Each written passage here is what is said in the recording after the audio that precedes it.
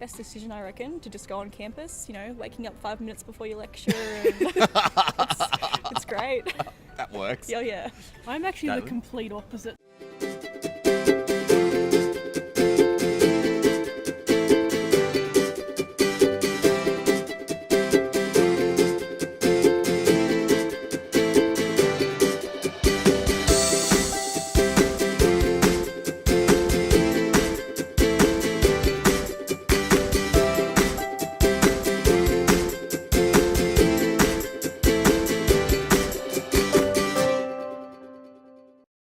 This is Erin and Caitlyn. Thanks for joining me, guys. Thank you. No, Hey, awesome. It's a pleasure. Great. Tell me what it's like to study at UC. What do you guys study? Well, I'm studying biology. I'm actually doing my degree in science, but I'm majoring in biology and human chemistry. So Awesome. Yeah. Caitlyn? And I'm about 2 years into a forensic science course, but at the moment we don't really get to pick a lot of our majors yet. That's more towards the end of third year, and then we really get to see where we wanted to go. But at the moment, I think I might go on a more serology or toxicology. Very cool. yeah, there you go. So, and tell me about the process of. What about in biology? Is that the same? Do you have a lot of choice, or is it quite structured in your first few years? Oh, it's very structured. There's a very kind of strict guideline you have to follow. Yep. So, yeah, you have to do like certain. You get kind of a choice, but you are quite limited in what you have to do. Yeah. But it all depends on your majors. So if you change your major, then you can do different classes and stuff like that. It's not too bad actually. Nice.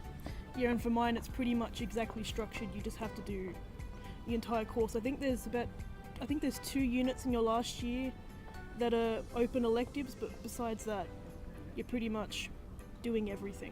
Nice. So it isn't like other unis where you might be doing, say, forensic biology or forensic chemistry. You're basically covering everything, and then from there, you're qualified to do whatever it is you have to do. Nice. And you guys are studying for an exam? Yeah. What's the exam? It's molecular biology, so fun times. So my undergrad was a biology degree, Yep. and I avoided as soon as we kind of got to genetics and anything that was like seriously chemistry based. I was just like, sorry guys, I'm out. I know how you feel. I'm doing chem for the 3rd time at the moment, and my brain's like, nah. But when it comes to biology and physics, it's like, yeah, you're fine. Chem, no. No, it's Yeah, funny, isn't it? not It's like you working. just have to be wired a certain way for that sort of stuff to work. It's Yeah. good between biology and chemistry because there is a bit of overlap, but if you didn't do chemistry in like say high school, then Struggle straight. it's tell me Yeah, about I'm on it. struggle street right now. Well, speaking of that, then, I mean, what's the uni like? You know, in terms of support for that kind of stuff? They're very programs? supportive. Yeah? Oh, good, yeah. I don't know about like ANU because I've been told that ANU is a bit better, but I just came straight here and there's just so many like study sessions you can just get with a bunch of friends, and someone that's already done the courses on the units will come and help you, and it's just there's a lot of good support programs at UC, so Nice. yeah. Yeah, I think in Same, terms same. of the support, I don't really use as much of, like you said, like all those other courses available. I think if anything, I make use more of like the PAL sessions, and then I have my own sort of study groups that I make up myself, and Nice. and that's just how I work. I find it just works a little bit better for me. It's more practical. Did you say power session? Oh, sorry, PALs. Or PAL session? What's a PAL So session? it's PALS. Yeah. What does it stand for? Like peer assisted learning or Yeah, something there like you that? go. Assisted learning, that's what it the is. one. I'm with you. Yeah. I I'm couldn't with you. remember what it is. So one of the things that this is really for is I really want to have something for high school students that's kind of like Yep. authentic content, you know. Yep. So for those students who might be at high school, have no idea what peer assisted learning is. What is that? It's literally just a bunch of people all doing kind of like the same classes as you, get together and you just do your own study, but there are people there that have already done the units and that have already done the courses, and if you need a hand you can just wave them over and they'll just help you. Yeah, it's basically like free tutoring, but it's done by students that may have only just been in your shoes the year before, so they're going to know roughly what the course is still like and how to help you with it, and even just where else to get support, I guess, in terms of the teachers, because they would have only had the same teachers the year before. Sensational. Yeah. What about the atmosphere? I mean, here we were just talking before we started filming, and it's a little bit quiet today because you guys are saying mid-semester's coming on. Yeah, it gets a lot quieter when the mid-semesters are coming because everyone's just like knuckling down, doing their study. Yeah. But yeah, between it does get pretty bustly. Yep. Yeah. Tell me more about the atmosphere here. UC is very calm. Yeah. I find UC, it's not, I don't feel it's as intense as other universities maybe. Yeah. So Yeah. UC is very it's very chill and relaxed. So I find that other unis, like I've been to the Western Sydney University campus in Parramatta, and that one was just very busy 24/7. And then a lot of places like UTS in Sydney and ANU, which is in Civic, all the campuses are just split everywhere, so it's not really that relaxed because you're constantly rushing down different streets to get to different buildings for classes, and I don't really think that would be anywhere near as relaxed or easy to navigate. Yeah, UC is quite compact and interconnected, so... And you guys like that? Yeah, definitely. Yeah, for people it's with... a lot easier to not get lost. Yeah, yeah, that's it. I hear that. That's important. That's interesting. So you've had a look around quite a few other universities then. Was that part of the decision of where to come and study? Oh yeah, so I moved from Sydney to here, Okay. so I was looking at quite a lot of universities, and this one, just in terms of like the programs that are available in terms of like for graduates, and also the fact that for forensics here, as well as CIT, there's also a graduates program with the AFP. That was sort of a selling point for me as well. So like even with ANU, I looked at them as well, and they only really had like a few science degrees, but they were very general. They had a Bachelor of Science and a Bachelor of Biomedical when I first applied at the end of 2016. So yeah, this place, like this uni, just had so much more going for it for me in terms of science. And Erin, you moved in as well. I moved here from a little town down the coast called Eden, so... Oh, no way. Yeah, I didn't have a lot of opportunities of where I was going to go to, Sure. but there was the Wollongong University, which has a branch in Bega, Okay. but I felt that it just kind of wasn't as out there. Like you see, it's in Canberra, which is like, you know, the big city, so this was just like my first choice, just to come straight here. Awesome. And so for both of you guys, like, what was it like moving into Canberra? Oh, so intense. Really? It was quite intense. I wasn't very prepared when I first moved to Canberra, so I just went straight into a share house. That was a year ago, so for this year, I'm in my second year. For this year, actually, I moved on campus, and it was just the best decision, I reckon, to just go on campus, you know, waking up 5 minutes before your lecture, and it's great. That works. Yeah, yeah. I'm actually the Caitlyn? complete opposite. So when I first got here, I was completely relaxed. It actually felt better living here than what it did in Sydney. And I actually started out on off-campus accommodation at Wheaton Lodge, and it was all right, but it just didn't really fit me. And then I moved into share houses, and it just clicked a lot better. There you go, opposites. And it's a lot cheaper. It's like $70 saved a week on accommodation because you're in a house as opposed to like a little tiny dorm the size of a shoebox. Yeah, that is the main thing, just size, but the dorms are pretty good, so, you know, it is more expensive, but at the same time you get like unlimited electricity and unlimited water, so, you know, our showers all the way. And 5 minutes to class. Yeah, that's it. And what advice would you guys have for somebody who's thinking about moving away to go to uni? Because not that many Australians actually do it. I mean, if you're out in the kind of country, you don't have so much choice, but it's a big decision. So what advice would you guys have? Basically just break everything down in terms of finances and say, okay, roughly how much would it cost me to travel out to get where I need to go? How much would it be to cost, you know, say for the bond, basic furniture, all the basic necessities, and then work out obviously like your budgeting per week, like your groceries and all that.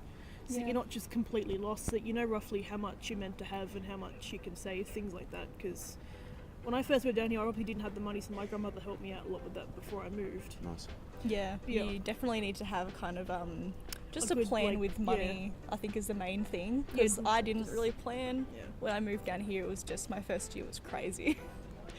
Yeah, I basically just finished high school and went, right, I need some savings now, I don't have a job, it's time to move and go to uni. It's like, oh, well, now I need to find some savings, and that was a bit of a hassle. So I think thinking about that like 6 months to a year in advance, like more the beginning of year 12, I think it's good to start thinking about savings.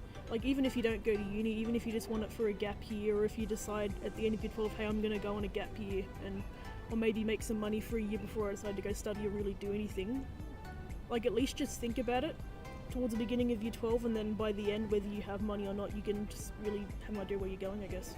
Yeah, I didn't have a gap year, and I wish that's what I did to kind of prepare. Yes. I wish I had a gap year they as all well. they all tell you to come straight to uni, but when I came here, I was just not prepared at all. Yeah, So don't listen to them. Just do what you want to do, basically. yeah, pretty much. Tell me more about that, guys. Like more about that decision, because so much fucking pressure. Oh yeah. Oh, I know. Crazy, right? It So was crazy. pretty crazy. I was very pressured by my family to just come straight to uni. And because of that, I didn't have much money saved. I didn't really have a plan of what I was going to do when I got here. So I wish I just had that gap year to just take a bit of time to kind of save up some money, kind of get my head in the right place. Yeah. And come here with a good solid plan. So Nice. Yeah, and also, like, just in terms of people as well, I find that they get really, like, because me especially, they get stressed when they don't fit the exact plan of finishing in 3 years. Like, it's okay to take 4 or 5 years. It's not the end of the world. Like, you're still going to get the degree and do what you want to do. And you'd rather take an extra year and get some of your work right as opposed to just barely skimming through and not really knowing it very well. It doesn't help you in the end run. Yeah, definitely. Yeah. That's so true. There's this guy I follow on the internet, Gary Vaynerchuk, who you may have heard of. He's just this entrepreneur in New York, and he says to people who are like in that position, he says, like, yeah, fuck, just take your time, because you blow out 2 years in your 20s. Like, you're still as young as fuck. You're still like, you can literally go and like. Because you really have to put it into kind of that. You know, it's 3 years, which doesn't seem like much, but when you're young, that's like a big chunk of your life. Yeah. So definitely plan for it. I'm 20 and I'm just permanently stressed. Yeah. I don't know how to turn off and relax. I haven't done it in like 4 years because I did my HSC over 2 years and then came straight in. I've been here for 2 years. Wow. I just want a break. Yeah. Basically, if they tell you to do it a certain way, don't listen to them. Yeah. Do it however you want to do it. Just stop caring. You get to uni. Obviously, like, don't stop caring about the work. But, like, stop caring about how other people want you to do it. Do it the way that you want to do it. And if it means, say, going part-time and taking more time to do it, if that's working for you, then do it. Don't feel pressured to go full-time or pass absolutely everything on the first go, because chances are you're not. There's that too. People get here and they assume that they're not going to fail anything. Chances are you are going to fail at least one unit throughout the entire degree, and I don't think you should feel bad about that. Yeah, it's not the end of the world. It's like the classes, they are pretty hard. Like, compared to high school, they do get into depth a bit more than like just biology in high school and stuff like that. So it's okay to fail. I mean, I haven't failed yet, but it's going to happen eventually. Oh yeah, I failed like 2 units so far, but I did manage to pick up the other one during a winter term. But again, I think I think people also think as well that studying during winter term is going to feel bad. It really doesn't. Like, it's fun. Studying for 9 months straight is not too bad depending on how many units you're doing per semester and what help you get. And I found that during winter term, the help you get is so much better than semester 1 or semester 2 help. Tell me what the winter term is, guys. So there's obviously Sem 1, Sem 2, so the 2 main semesters. The way that the university year is kind of put out is a bit different to high school. I can remember high school, it was like every so often you had a 2-week break, and it was separated into 4 terms. Whereas uni here, especially at UC, it's so you have your semester 1, which is 3 months, you have your semester 2, which is also 3 months, but in between you have what's called winter term, which is obviously the 3 months over winter. Uni doesn't actually go over winter term, so it's like this big 3-month break, which is fantastic. But if you are a little bit behind, you can choose to have to do like some units over the winter term, which So limited number of units available. They don't have the full suite of subjects. So they don't have as good ones. So I'm doing winter term. I did winter term this year, and I had to choose just some really boring classes. Like, it just sucked. So it's like catch up, get ahead kind of space. Pretty much. Yeah. Yeah. Nice. Yeah. So obviously, like big units like Chem 1A and Chem 1B, obviously you can't do those in little semesters because there's too much info. And obviously, those types of units have, say, maybe about 400 or 500 people in them per semester, so that obviously can't accommodate that many people in a winter or summer term. That and the amount of staff too. I don't think it's fair to them to have to go in winter term as well, because they're already getting pushed enough as it is in semester 1 and semester 2. Sure. But yeah, I found that just doing it in those smaller terms helps as well, because then like the classes are a lot less in number and you get a lot more help that way, I find. Nice. So instead of having like a class of 300, you'd have like a class at 20. So yeah.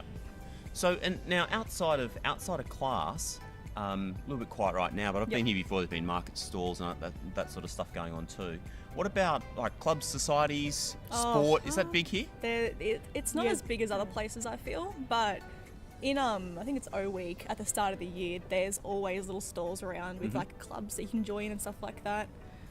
Yes, like the little societies, they do have things on every now and then. So like I'm a part of the Canberra Forensic Student Association. Yep. And that's also combined with CIT, and they'll have a lot of different like little seminars and things on throughout the year, whether it's out at CIT or here on this campus or out in Civic. Cool. And it's just things like meeting different speakers. Like I think back in May or June, we met the head of one of the body farms in the Blue Mountains. It's like you just get to meet all these different people, like in different societies. Plus, it's like I think $10 a year for membership, and you get to go to all these different things. Cool. And in terms of sport, I'm not really sure how big it is, but I know that I think a rugby team trains here for Canberra. There's a lot of different sport teams on campus, especially if you live on campus. There's like specific kind of sporting teams for people that live on campus, so it's good you can get your foot in. Nice. What about moving to Canberra? So what's Canberra like as a place to come and live? It's fantastic. Yeah. It's so fantastic. Yeah? There's a lot going on all the time and you're always kept busy. Because Canberra gets a bit of shit, doesn't it? Like, I mean... Oh, God, so I'm from Sydney, so... Yeah, it's the big little we cities. can be wankers in Sydney. Yeah, It's kind of true. Yeah, although, I hear that. for someone from Sydney, like... Nothing but, like, against your cousins. Yeah. Sorry, Caitlyn. No, it's right, but like... Oh, as shit, look. someone from Sydney... This is just not meant to happen. No, that's right. But yeah, like as someone it's from just died. Sydney, I can vouch. A lot of people there are wankers. But Oh, hang on, I that's found right. that, just... It's having a bit of trouble. Yeah, I'm technologically challenged right here. Sorry, let's try Yeah, same, one more time. same. But yeah, I found that coming to Canberra, it was still populated, but you weren't just out in the middle of nowhere. Like, obviously, you could still be around a lot of amenities that you would have where you're from, but obviously, your amenities have gone up, mine are gone down a little bit. Yeah, But it's all about where you're from.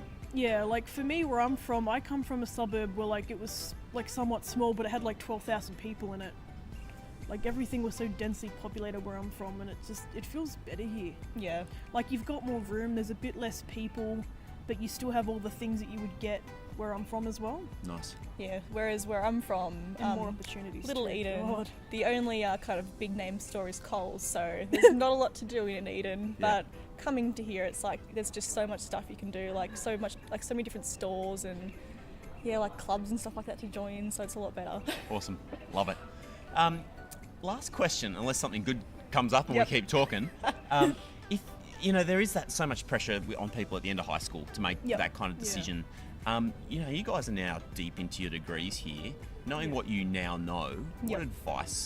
what advice would you give yourself if you could go back and talk to yourself? If I could go back in time and tell myself to what to do, because obviously in high school, especially mid-high school, like year 10, year 11, I was just like, what am I going to do? Like, I live in the middle of nowhere, there's not many opportunities here. If I could go back and tell me what to do then, I would say definitely do it. Like, it's the best thing I've ever done. Like, you do have your down times where it's like, oh, I wish I just stayed home. Like, I miss my family, stuff like that. But at the same time, it's like, oh, this has been the funnest thing I've ever done. Because it is fun. Like, because you get you expand your social group and stuff like that. And yeah, it's been a great time. I'd definitely tell myself to do it. Awesome. And in terms of me, if I had to go back and tell myself and just give myself advice, don't listen to your career counsellor. Because from what I remember, for most of my year group, she pressured almost everyone into going to TAFE, and I'd say about 70% of them are now either at uni doing really well with their degrees, or they've started their own companies, they've gone off and done their own things. And I just remember she told a lot of those people that they weren't really good enough to be in uni because they couldn't handle the workload, but ironically, they're the people I know that are in uni right now that are actually handling the workload the best. It's definitely different from high school. High school's very intense, where uni is still intense, but it's just not as... You don't get as much pressure. Yeah, like you're not getting pressured by teachers to do certain things. They're like, you know what, take your own path. You're basically control of all your own things. We're not pressuring you to do anything. Yeah, it's definitely all on you, which is kind of like a plus and a minus. Yeah, which plus, is... like, the big difference for me is you get to uni and the teachers,